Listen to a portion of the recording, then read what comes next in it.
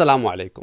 ساحل ادیم نیم حکیم خطرہ جان اپنے بہت ساری ویڈیوز میں یہ کہتے نظر آئے ہیں کہ کسی کے لیے تعظیماً کھڑا ہونا گناہ ہے، اور اس کے سلسلے میں وہ کچھ احادیث مبارکہ پیش کرتے ہیں، لیکن وہ احادیث مبارکہ ان لوگوں کے لیے آئی ہیں کہ جو لوگوں سے ایکسپیکٹ کرتے ہیں کہ ان کے لیے کھڑا ہوا جائے، اور نہ کھڑا ہونے کی صورت میں وہ برا مانتے ہیں، مائنڈ کرتے ہیں، ان لوگوں کے لیے وعید آئی ہے۔ لیکن کسی کے استقبال میں احتراماً کھڑا ہونا یہ دین اسلام میں آداب میں شعار میں شامل ہے، جس کی ترغیب میرے پیارے نبی صلی اللہ علیہ وآلہ وسلم نے خود دی ہے۔ آئیے آپ کو احادیث مبارکہ کے وہ ذخائر دکھاتے ہیں جو ان نیم حکیم خطرہ جان صاحب نے نہیں دکھائے، کیونکہ انہوں نے ہر وہ بات کرنی ہوتی ہے جو ہمارے ہاں رائج چیزوں کے خلاف ہے۔ آپ دیکھیں، ساحل ادیم ہوں یا انجینئر محمد علی مرزا ہو یا غامدی ہوں یا ان سے پہلے کے دور میں وہ مولوی اسحاق ہوں، ان سب کا ایک چیز ان میں آپ کو کامن نظر آئے گی۔ اور ان سے پہلے ایک بہت بڑی جماعت جسے وہابیہ کہتے ہیں، جماعت تو بہت بڑی نہیں ہے لیکن یہ ہے کہ ایک جماعت کی صورت ہے، یہ تو انڈیویجولز ہیں، ان کا بھی یہی وتیرہ رہا ہے کہ وہ ہر وہ بات کریں گے جو رائج ہے اس کے خلاف بات کریں گے۔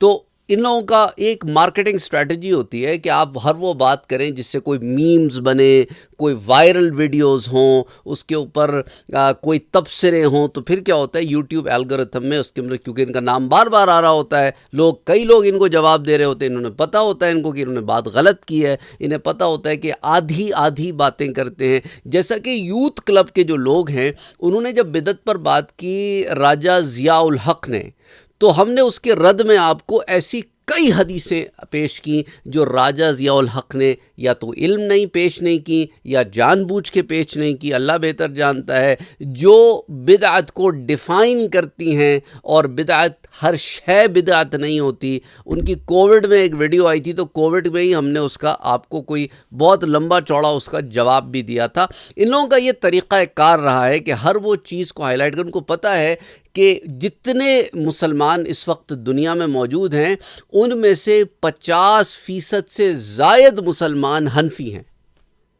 تو اب اتنی بڑی میجورٹی ہے مسلمانوں کی جو حنفی ہیں، تو ان لوگوں کو یہی ہے کہ ان کے اندر ایک زیادہ مارکیٹنگ کرو، اتنا بڑا گروپ مل رہا ہے نا اس کو مارکیٹنگ کرنے کے لیے، ریکروٹمنٹ کے لیے، تو اس طرح کی حرکتیں کرتے رہتے ہیں، اور آپ کو ایسی آدھی باتیں بتاتے رہتے ہیں، اور جب انہیں پوری بات بتائی جائے تو اس میں بھی پھر اپنی مرضی کی تعویلات کرتے رہتے ہیں۔ دیکھیں، میں آپ کو جو روایت دے رہا ہوں اس کی راویہ حضرت عائشہ صدیقہ رضی اللہ تعالی عنہ ہے، یعنی گھر کی بات ہے۔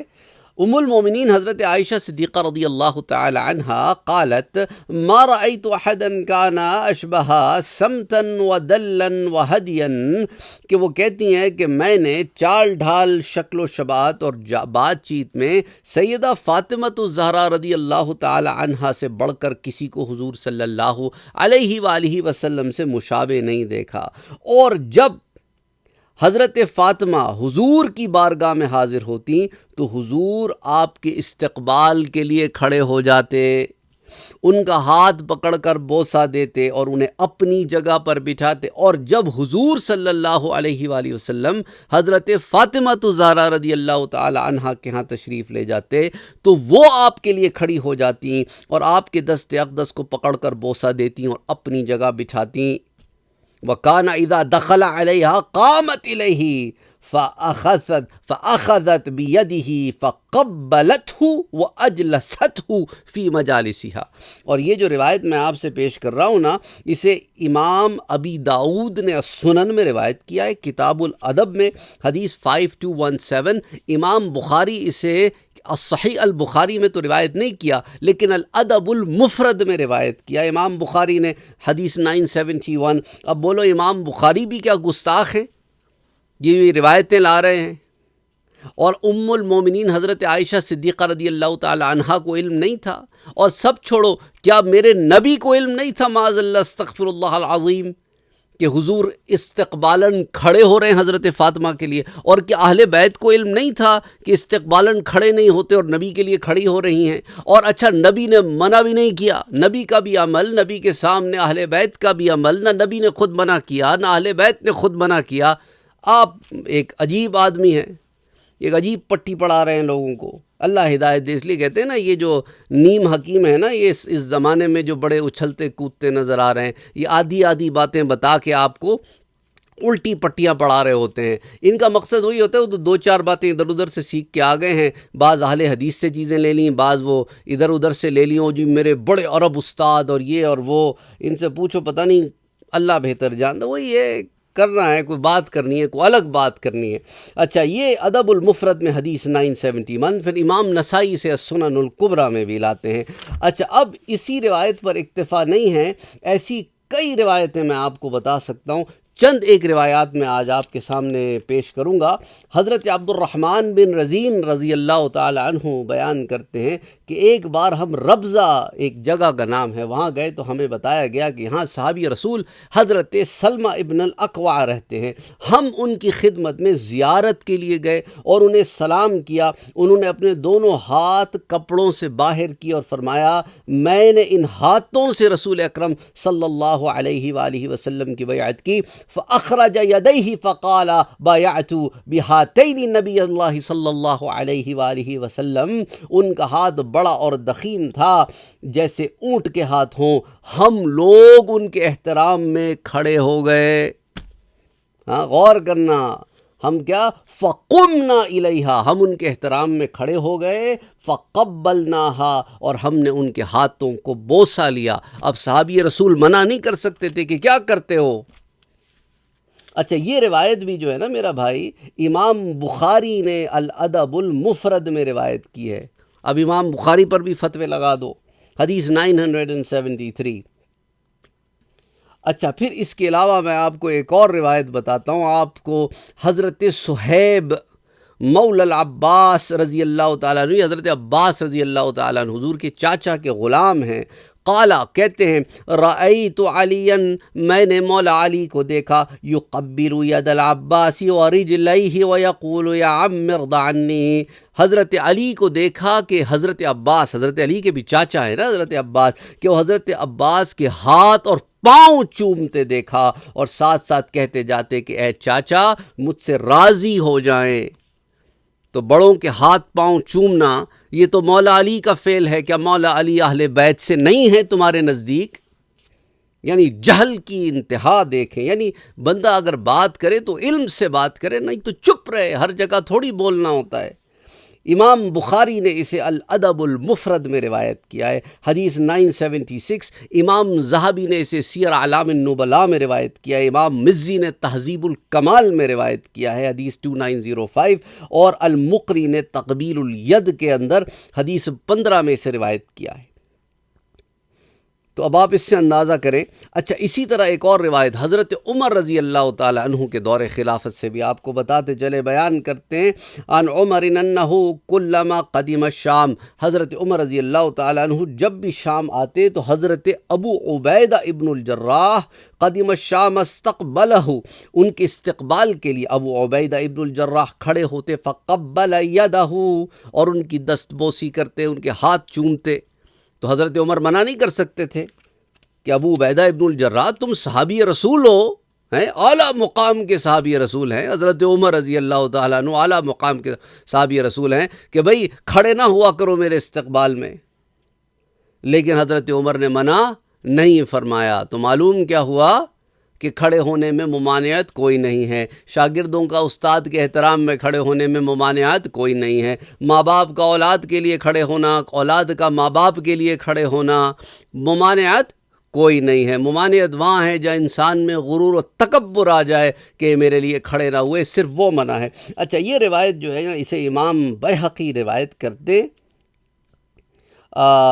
اسے امام بیہقی الشعب الایمان میں حدیث 8965 اور پھر السنن الکبریٰ میں حدیث 13361 یہ بھی روایت آتی ہے۔ اچھا، میں آپ کو ایک اور روایت آگے ایک اور دے دیتا ہوں، پھر اس کے بعد آج کے درس کو یہیں اختتام پذیر کرتے ہیں۔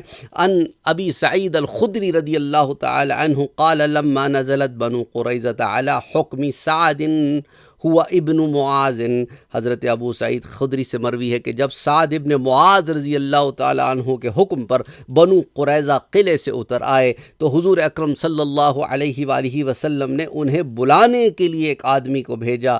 وہ قریب ہی تھے سو وہ گدھے پر سوار ہو کے آئے۔ وَقَانَ قَرِيبًا مِّنْهُ فَجَاءَ عَلَى حِمَارٍ، وہ گدھے پہ سوار ہو کر آئے۔ فَلَمَّا دَنَا، تو جب وہ نزدیک پہنچے، قال رسول اللہ صلی اللہ علیہ وسلم، تو حضور اکرم صلی اللہ علیہ وآلہ وسلم نے فرمایا قوموا الی سیدکم، کہ اپنے سردار کے لیے تعظیماً کھڑے ہو جاؤ۔